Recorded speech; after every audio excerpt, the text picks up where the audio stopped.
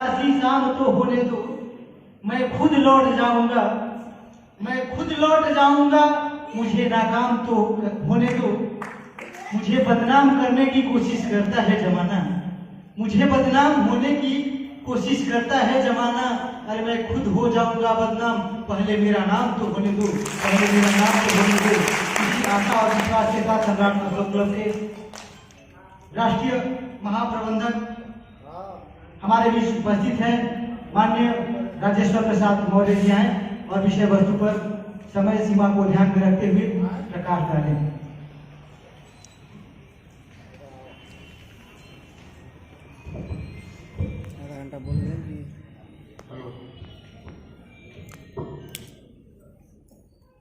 सबसे पहले अपने देश के आन बान शान पूरी दुनिया में जिससे होती है पहचान, भारत के राष्ट्रीय ध्वज तिरंगे को नमन करता हूं। साथ ही हमारे देश में विभिन्न धर्म संस्कृतियों के लोगों को एक सूत्र में बांधकर सम्मानपूर्वक जीवन जीने का अधिकार देने वाला भारतीय संविधान का सम्मान करते हुए आज के इस कार्यक्रम में उपस्थित जिनको मैं जब भी याद करता हूं वो पूरी तरह से एकदम तैयार हो जाते हैं, कहते हैं कि आप जब कहिए जहां कहिए वहां मैं तैयार हूं। आज के इस कार्यक्रम के उद्घाटन करता माननीय जनेन्द्र कुमार आर्य जी, सम्राट अशोक क्लब आपका सदैव आभारी रहेगा। और मैं एक सीख लेता हूं, जब से हम मिले हैं तब से इनसे सीख लेता हूं कि कैसे आम लोगों के साथ सामंजस्य बैठाना चाहिए और सामंजस्य बैठा करके जीवन जीने के लिए प्रेरित करना चाहिए।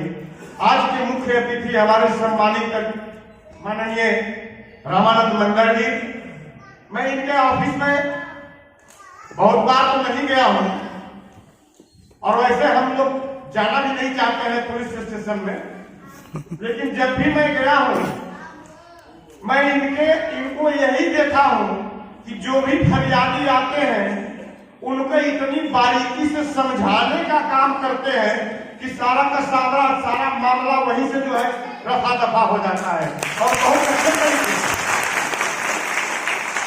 कल मैं आपका तो कायल हो गया हूं जब से आपको देखा हूं, जब से आपसे मिला हूं, और आपने एक बहुत ही नेक कार्य जो है आपके अवधि में जो है थाने के परिसर में जो हुआ, तब से मैं जान गया कि आपके अंदर वो करुणा है, प्यार है, समता है, बंधुता है और प्रेम है, जिनकी पहचान को आपने स्थापित किया तथागत गौतम बुद्ध को थाना परिसर के अंदर में। और आज के मंच पर हमारा जो मुख्य वक्ता के रूप में उपस्थित है सम्मानित माननीय अवधेश मौर्य जी, राष्ट्रीय सोशल मीडिया प्रभारी सम्राट अशोक क्लब, आपका बहुत बहुत मैं स्वागत करता हूं कैमूर की धरती पर। और इस लिच्छवी भवन में, जो लिच्छवी भवन एक ऐतिहासिक भवन है जो भारत के इतिहास का गुणगान करता है, साथ ही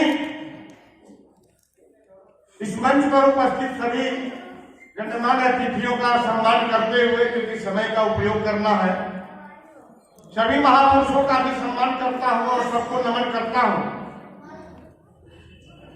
लेकिन जो आज हम सभी यहां बैठे हैं, जिसकी चर्चा कर रहे हैं,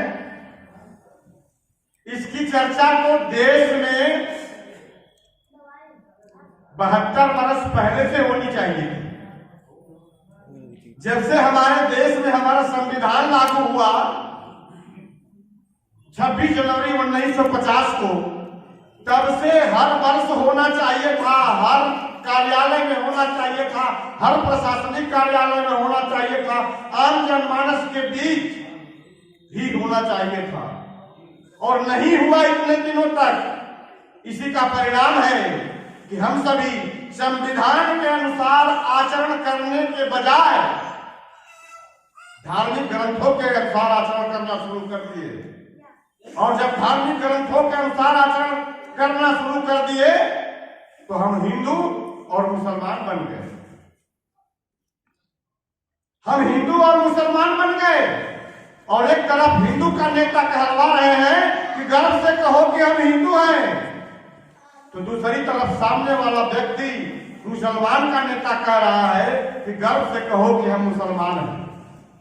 तो सोचिए, जब दोनों तरफ से गर्व की लाठी खड़ी होगी तो शांति होगी, अमन चैन होगा, समता समानता बंधुता प्रेम होगा कि दंगे और फसाद होंगे।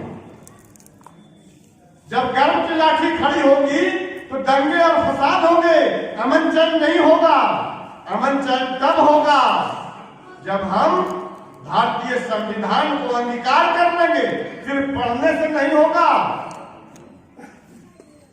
पढ़ने से नहीं होगा। उस भारतीय संविधान को अंगीकार कर लेंगे तो हम क्या हो जाएंगे? एक भारतीय बन जाएंगे। न हिंदू रहेंगे न मुसलमान रहेंगे, हम क्या रहेंगे? सिर्फ भारतीय रहेंगे। और जब भारतीय रहेंगे तो न दंगे होंगे न फसाद होंगे, सभी लोग अमन चैन से रहेंगे। हमारे भारतीय संविधान सबकी रक्षा करता है। और सोचिए, देश में कैसी विडंबना आ गई कि हमें भारतीय संविधान की बात करना पड़ रही है। क्यों? क्योंकि हम भारतीय संविधान के अनुसार आचरण नहीं करते। तो हम भारतीय संविधान के अनुसार आचरण करेंगे तो भारतीय संविधान में न हिंदू है न मुसलमान है, सिर्फ है और कुछ है तो वो सिर्फ और सिर्फ इंसान है। सिर्फ और सिर्फ इंसान है, एक व्यक्ति है, एक मानव है। और हम सभी भारतीय संविधान के अनुसार जिंदा है और भारतीय संविधान के अनुसार ही मरते हैं। क्योंकि जब भी कोई बालक पैदा होता है तो वो तब तक जिंदा नहीं माना जाएगा जब तक भारतीय संविधान लिख के न दे, तुम्हारा जन्म जन्म पत्री लिख के न दे कि आपका जन्म हो चुका है अमुक तारीख को। और मरा हुआ व्यक्ति आज मर जाता है, लेकिन उसको तब तक मरा हुआ नहीं माना जाता है जब तक भारतीय संविधान मृत्यु का सर्टिफिकेट नहीं इशू करता। यानी हम जीते और मरते भी हैं तो भारतीय संविधान के कारण।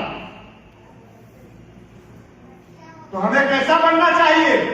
गीता और कुरान की तरह कि भारतीय संविधान की तरह? इसलिए भारतीय संविधान की तरह बनना है तो हमें क्या करना है? गर्व से कहो कि हम भारतीय, गर्व से कहो कि हम भारतीय, गर्व से कहो कि हम भारतीय हैं। इसी के साथ यही शिक्षा लेकर के जाइए, यही ज्ञान लेकर के जाइए। और आप तो सुन लिए, अब आप सुन लिए तो आपकी जिम्मेदारी खत्म नहीं हो गई। आप अपने अगल बगल आस पड़ोस के लोगों को भी सुनाइए कि हम क्या हैं, हिंदू नहीं है, मुसलमान नहीं है। सबसे पहले हिंदू बनो, घर में बनो, मुसलमान बनो, घर में बनो, गीता पढ़ो, घर में पढ़ो, कुरान पढ़ो, घर में पढ़ो। लेकिन जब रोड पर निकलो तो कट्टर भारतीय बन के निकलो, कट्टर भारतीय बन के निकलो।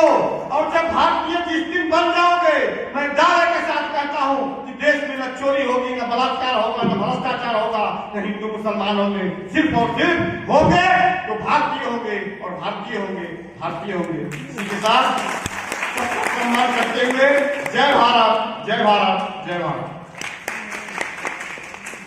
और आप कीजिएगा, कुछ हमारे पत्रकार बंधु उस टाइम पे नहीं थे, जिस